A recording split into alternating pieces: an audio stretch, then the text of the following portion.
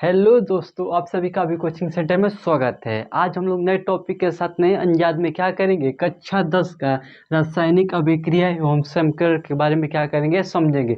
ये हमारा class 10th का चैप्टर नंबर फर्स्ट है। हम क्या करेंगे, अब से क्लास 10th का भी क्या करेंगे, साइंस का वीडियो हम ला रहे हैं, एक सीरीज ला रहे हैं जिसके माध्यम से आपका जो क्लास 10th का साइंस है सारा का सारा क्या करेंगे, इसी सीरीज में क्या करेंगे, खत्म करेंगे। ठीक ना। तो क्या कीजिएगा, इस चैनल को क्या कीजिएगा, आप अभी तक ने आपने सब्सक्राइब नहीं किया होगा तो क्या कीजिए, उसे सब्सक्राइब कर लीजिएगा और अपने दोस्तों के साथ क्या कीजिएगा, शेयर कीजिएगा। क्योंकि ये पूरा का पूरा एक सीरीज हम लोग चलाएंगे क्लास 10th के बच्चों के लिए। और हालांकि और बता दें, हम क्लास 1 से लेके क्लास 10 तक मैथ और साइंस की वीडियो क्या करते हैं, लाते रहते हैं। इसलिए क्या कीजिएगा, आप इस वीडियो को अगर आपको अच्छा लगता हो तो क्या कीजिएगा, इस वीडियो को क्या मतलब इस चैनल को क्या कीजिएगा, आप सब्सक्राइब करके रख लीजिएगा। ठीक ना। आइए समझते हैं हम लोग क्या करेंगे। हम लोग रासायनिक अभिक्रिया और समीकरण के बारे में इस चैप्टर में यानी कि इस वीडियो में बेसिकली बात करेंगे। तो किन किन टॉपिक पर इस वीडियो में बात करेंगे वो पहले हम बता देते हैं आप लोग को। पहले हम लोग बात करेंगे, समझेंगे रासायनिक अभिक्रिया क्या होता है। इसके बाद हम देखेंगे समीकरण क्या होता है। इसके बाद समीकरण के बाद हम देखेंगे अगर समीकरण से हमारा प्रभाव क्या होता है। ये हमने क्या किया था, एक प्रॉपर वे में आप लोग के लिए नोट्स बनाए हैं। और नोट्स बनाकर जैसे कि बोर्ड में आपका क्वेश्चन पूछता है, जिस जिन टॉपिक से आपका इंपॉर्टेंट टॉपिक होता है उसी को क्या करेंगे, हम डिस्कस करेंगे। इसलिए पहले हमने आपने क्या किया, नोट्स बनाए हैं, इसके अकॉर्डिंग मैं पढ़ाना स्टार्ट करता हूँ। ठीक ना। तो पहले हम क्या करेंगे, हम लोग रासायनिक अभिक्रिया का प्रभाव देखेंगे कि यानी कि रासायनिक अभिक्रिया हुई तो क्या क्या प्रभाव, कैसे हम पहचान सकते हैं। इसके बाद हम देखेंगे रासायनिक समीकरण के बारे में। इसके बाद हम लोग देखेंगे संतुलित समीकरण, यानी कि संतुलित समीकरण क्या होता है। इसके बाद ये सब थोड़ा सा क्या होगा, आज हम लोग का बेसिक सा इंट्रोडक्शन होगा। इसके बाद अगले वाले क्लास में क्या करेंगे, इसका पूरा का पूरा कितने टाइप का होता है क्या करेंगे, जो जो इम्पोर्टेंट टॉपिक है सेकेंड वीडियो में क्या करेंगे, पूरा का पूरा कवर कर लेंगे। तो इस चैप्टर का 2 वीडियो बनेगा, फर्स्ट और सेकेंड। फर्स्ट वीडियो में आइए बिना देरी किए क्या करते हैं, इसको स्टार्ट करते हैं। आइए समझते हैं पहले रासायनिक अभिक्रिया क्या होता है। ठीक ना। तो बेसिकली अगर आपकी जर्नी की हम बात करें क्लास 1 से लेकर क्लास 9 तक की, तो आपने सीखा होगा पदार्थ के बारे में। किसके बारे में, पदार्थ के बारे में। तो पदार्थ के बारे में आपने देखा होगा, तो पदार्थ के बारे में उसका 2 गुण होता है, एक रासायनिक गुण होता है, क्या होता है, भौतिक गुण होता है।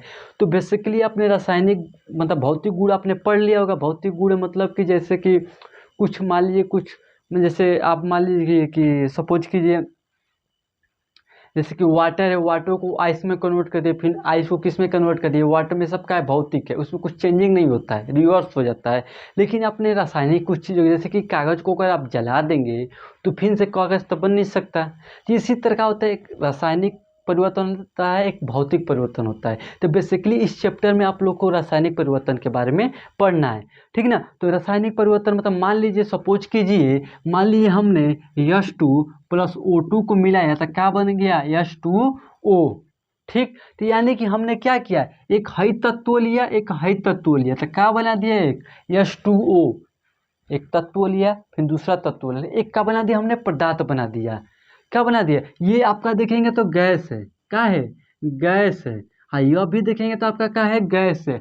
हाई देखेंगे तो क्या है, आपका लिक्विड है। कौन सी है, लिक्विड। तो बेसिकली अगर हम रासायनिक यानी कि रासायनिक अभिक्रिया की बात करें, रासायनिक अभिक्रिया, तो रासायनिक अभिक्रिया में हम क्या कर सकते हैं, 2 या 2 से अधिक तत्वों को मिला के, 2 या 2 से अधिक तत्वों को मिलाकर एक नया पदार्थ बना दें जिसका गुण जो पहले वाले तत्व थे उससे डिफरेंट हो। कैसे, देखिए ये लिक्विड, ये गैस है, ये भी गैस है, क्या बना दिया, लिक्विड बना दिया। इसका क्या है, जो हम इसका गुण है, ये गैस का गुण दिखा रहा है, यहाँ पर हमारा क्या है, लिक्विड है। यहाँ पर देखेंगे अगर आग आपको अगर किसी चीज़ को जलाना होगा तो किसके परसेंट में जलाएंगे, ऑक्सीजन के। और किसी चीज़ को जल रहा है उसको अगर बुझाना है तो किसके परसेंट में जलाएंगे, H2 के प्रेजेंट में, मतलब उसको बुझाएंगे। तो यानी कि इसका प्रॉपर्टी कुछ और, इसका प्रॉपर्टी और कुछ और, ये बन गया कुछ और। तो ये होता है आपका रासायनिक अभिक्रिया। रासायनिक अभिक्रिया में क्या करते हैं, 2 तत्व लेते हैं, 1 या 2 से अधिक तत्व लेते हैं और कुछ नया चीज़ बन जाता है, तो उससे क्या बोला जाता है, रासायनिक अभिक्रिया बोला जाता है। तो रासायनिक अभिक्रिया आपका यही होता है, रासायनिक अभिक्रिया यानी कि भौतिक परिवर्तन। कौन सी, भौतिक, अरे सॉरी, रासायनिक परिवर्तन। क्योंकि भौतिक परिवर्तन में आपका गुण नहीं बदलता, ठीक ना, सिर्फ अवस्थाएं बदलती हैं। इसके बाद जिस अवस्था में था उस अवस्था में आ जाएगा। तो बेसिकली जब रासायनिक समीकरण की बात करते हैं, ठीक है ना, तो यहाँ पर जब इसकी डिफिनीशन की हम बात करते हैं, जैसा कि हमने इसका डिफिनीशन अगर लिखना चाहें, रासायनिक अभिक्रिया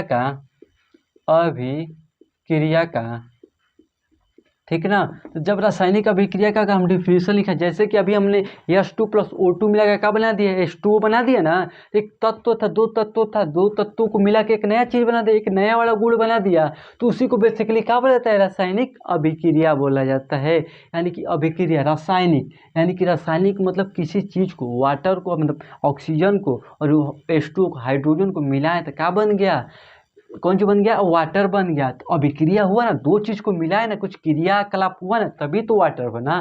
तो वही क्या होता है, रासायनिक अभिक्रिया। अगर इसकी डिफिनीशन की बात करें तो लिख सकते हैं, जब दो या दो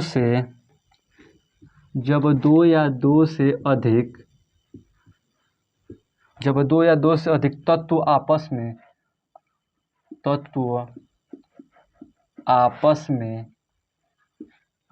में क्रिया करके कौन सी क्रिया करके नए गुण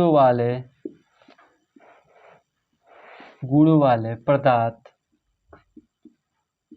बनाता है उसे क्या कहेंगे हम लोग, रासायनिक अभिक्रिया। जैसे कि अगर उदाहरण की हम बात करें, किसके उदाहरण की, तो वही जब से मैंने बताया, मान लीजिए H2 ले लिया प्लस O2 ले लिया, क्या बन गया आपका H2O। यानी कि अगर बेसिकली हम बात करें, ये हमारा एक तत्व है और एक ये हमारा तत्व है, क्या बन गया H2O। यानी कि क्या डिफरेंस है, जब दो या दो से अधिक तत्व आपस में क्रिया करके, कौन सी क्रिया करके नए गुण वाले पदार्थ बनाता है, तो उसे क्या बोलते हैं, रासायनिक अभिक्रिया। H2 ले लिए एगो तत्व, एक ऑक्सीजन तत्व ले ले, दोनों को क्रिया करा दे, कौन सी करा दे, क्रिया करा दे। क्रिया कराने के बाद क्या बन गया हमारा, एक नया पदार्थ बन गया, जिसका गुण क्या है, अलग है। जैसे मैंने आपको पहले बताया, ये लिक्विड है, ये गैस है, समझ रहे हैं ना बात को। तो ये क्या है, कुछ नया गुण है ना।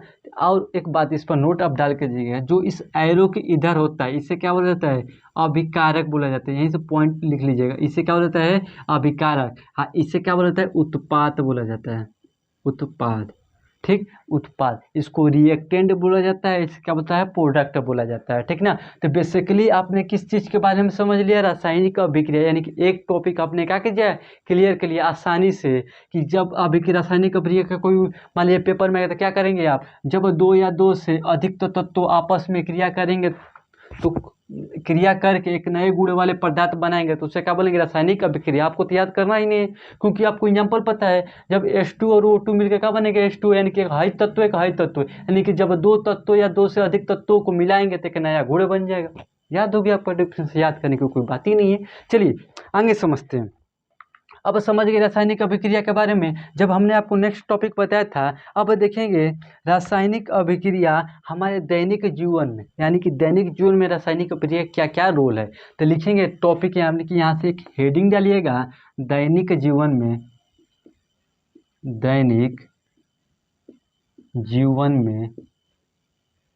यानी कि देखेंगे बेसिकली हम लोग दैनिक जीवन में रासायनिक अभिक्रिया का क्या रोल है, ठीक ना। तो दैनिक जीवन में रासायनिक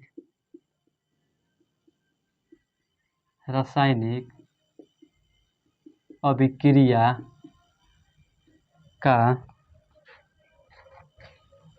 प्रभाव,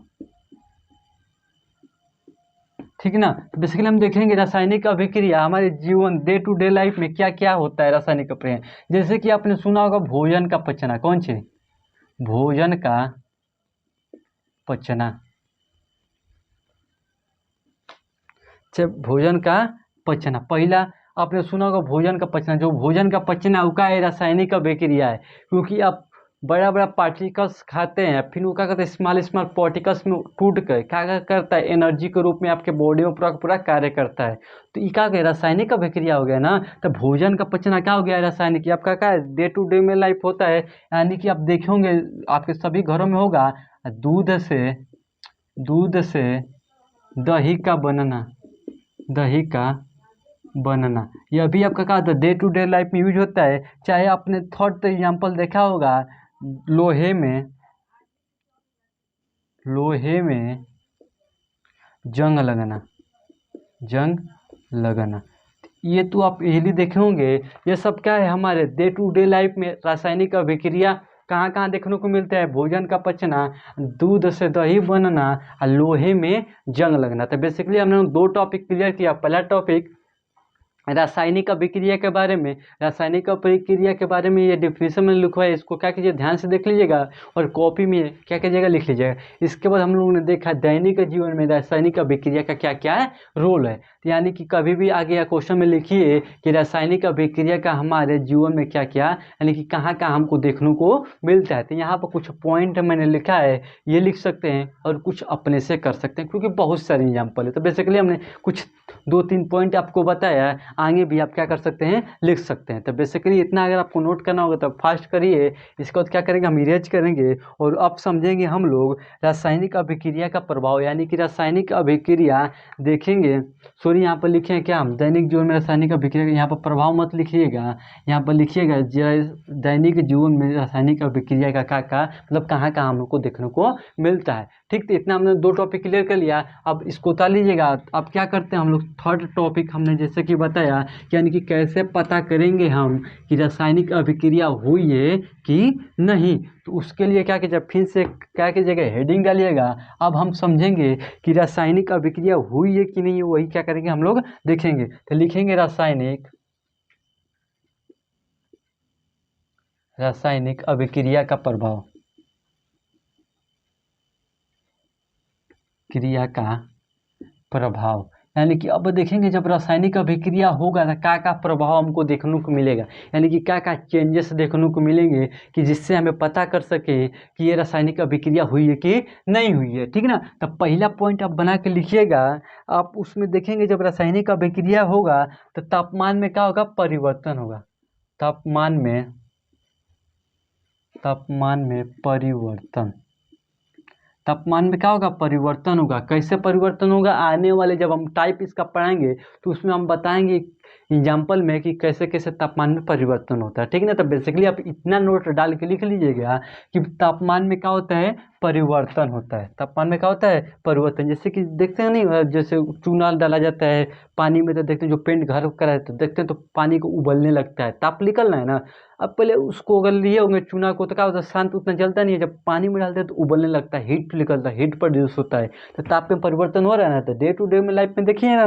ठीक ना, आने वाले क्वेश्चन में हम क्या करेंगे उसको बताएंगे और क्वेश्चन। ठीक ना, इसमें फिर क्या होता है, अवस्था में परिवर्तन, अवस्था में परिवर्तन।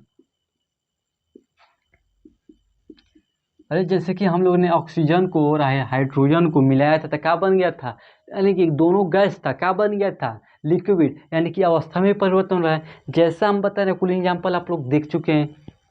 ठीक ना, इसको फील करके आप पढ़िए, पढ़ने में कोई इजी होगा। ठीक ना, कोई डिफिकल्टी नहीं आएगा। इसको देखोगे गैसों का उत्सर्जन, गैसों का उत्सर्जन। ठीक, यानी कि देखेंगे कई अभिक्रिया जब कराएंगे तो क्या होगा, गैस निकलता है। गैसों का क्या होता है, और जैसे कि ग्लूकोज होता है आपका ना, ग्लूकोज को ऑक्सीजन के साथ जब रिएक्ट कराते हैं तो कार्बन डाइऑक्साइड भी निकलता है, गैस निकल रहा है ना। यानी कि दो चीज़ का अगर रिएक्शन करा रहे हैं आप तो गैस भी उत्पन्न हो रहा है, निकल रहा है।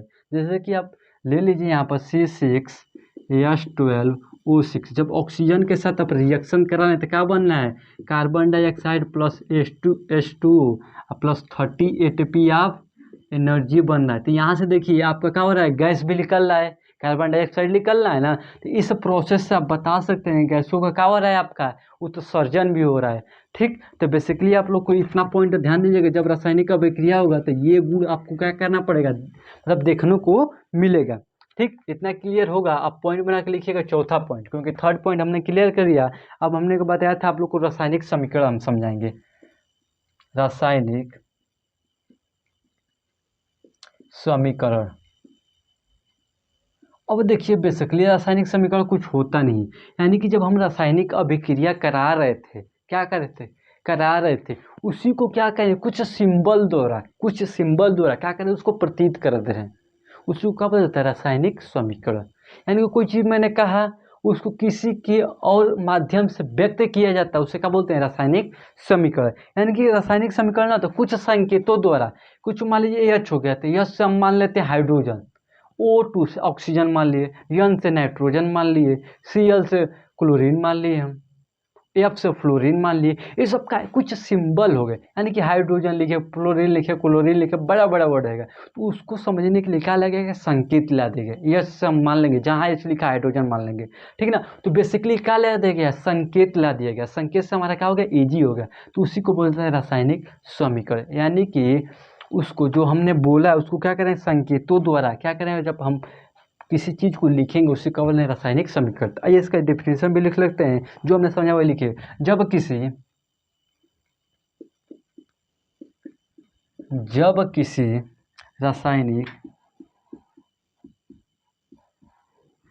किसी रासायनिक को संकेतों द्वारा अथवा सूत्रों द्वारा व्यक्त किया जाता है,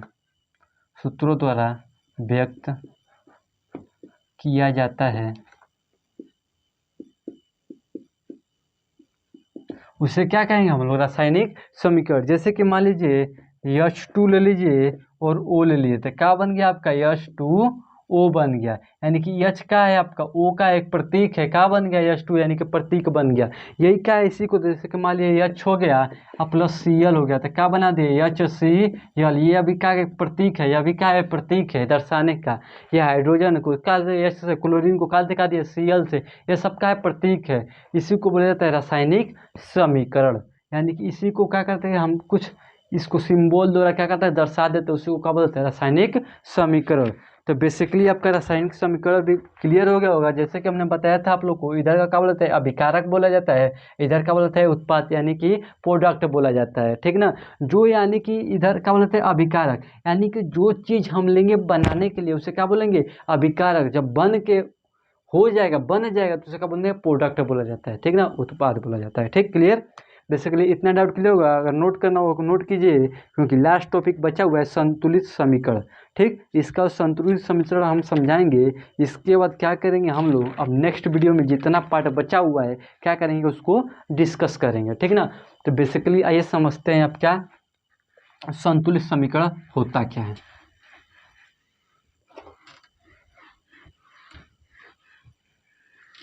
हम देखेंगे किसके बारे में? संतुलित समीकरण।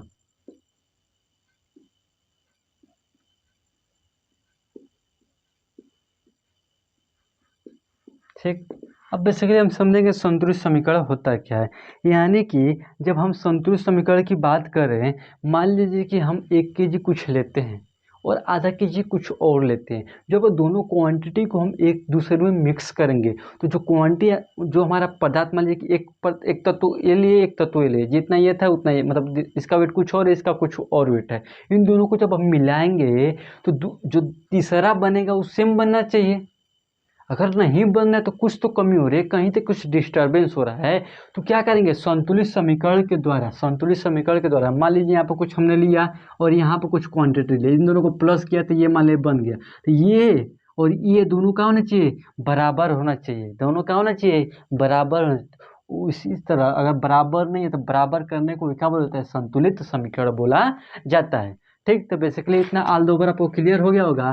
क्योंकि जब हम रिएक्शन कराते हैं तो कुछ चीज़ें संतुलित नहीं होती, उससे क्या करते हैं हम लोग? संतुलित करते हैं। तो आइए समझते हैं, पहले डेफिनेशन लिखते हैं संतुलित समीकरण का, ठीक ना। तो मान लीजिए संतुलित लिखेंगे, जब किसी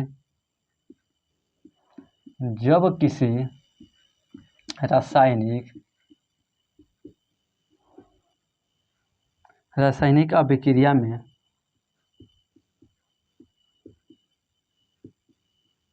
अभिक्रिया में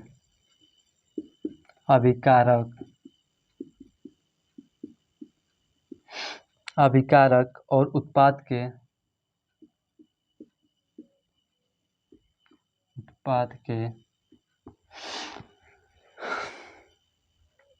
परमाणुओं की संख्या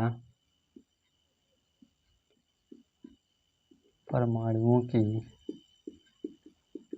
क्या बोल रहे हैं, परमाणुओं की संख्या एक समान हो। कौन सी हो, एक समान हो, यानी कि दोनों का हो, बराबर हो। कैसे, यानी कि जब किसी रासायनिक अभिक्रिया में अभिकारक और उत्पाद के परमाणु की संख्या का हो बराबर हो। इधर क्या होता है, एरो की इधर, मान लीजिए हम एक एग्जाम्पल लिख के आपको समझा देते हैं।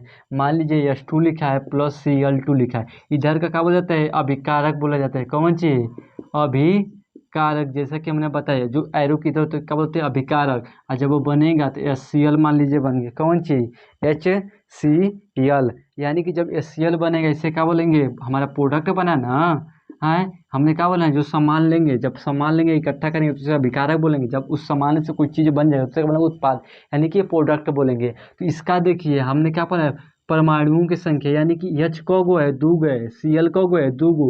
यहाँ पे H देखेंगे तो कितना है, एक है, और Cl कितना है, एक है। तो इसी को संतुलित करने के, यानी कि यहाँ पर अगर दो रख दें, यानी कि कैसे यहाँ पर दो रखें, क्या करेंगे, जब संतुलित समीकरण यानी कि संतुलित करना सिखाएंगे तो उसमें हम बताएंगे संतुलित कैसे किया जाता है। बेसिकली इतना आप समझिए, यहाँ पर दो करेंगे तो क्या हो जाएगा, कंप्लीट हो जाएगा। सिर्फ आप समझिए यहाँ पर फील में, मतलब फील कीजिए इस चीज़ को।